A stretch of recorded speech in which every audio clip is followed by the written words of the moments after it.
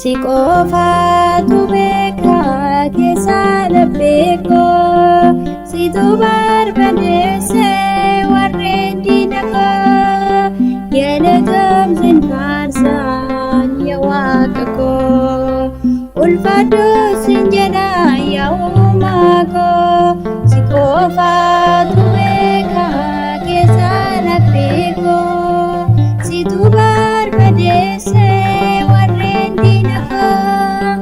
galatoomsin faarsan yaa Waaqa koo ulfaadhu sin jedha yaa Uumaa koo.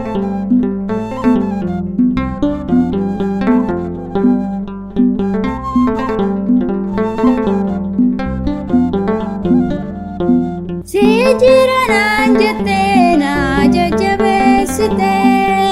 warreen diinota koo ati qaanesite sin galateeffadha galgala ganamaa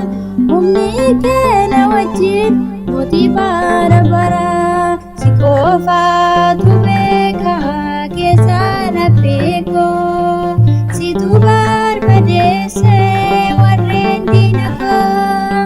galatoomsin faarsan yaa Waaqa koo ulfaadhu sin jedha yaa Uumaa koo.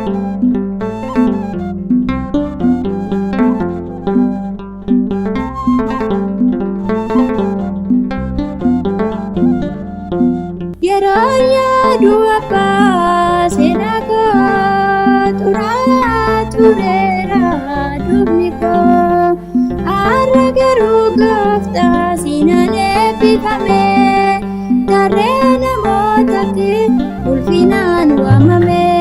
si qofatu beeka keessa laphee koo situ barbadeesse warreen diina koo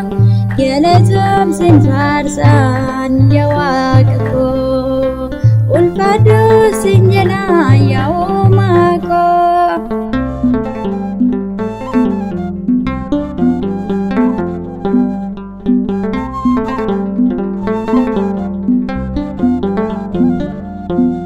Gooftaan jijjiiramtu akka namaa miti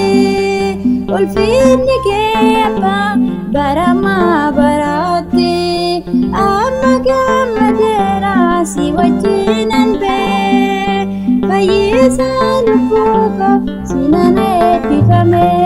si qofatu beeka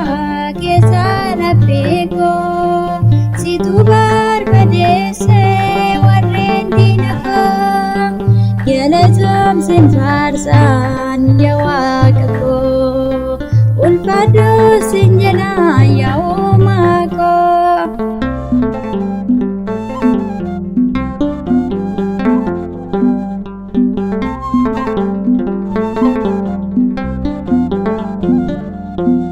Atiin jijjiiramtu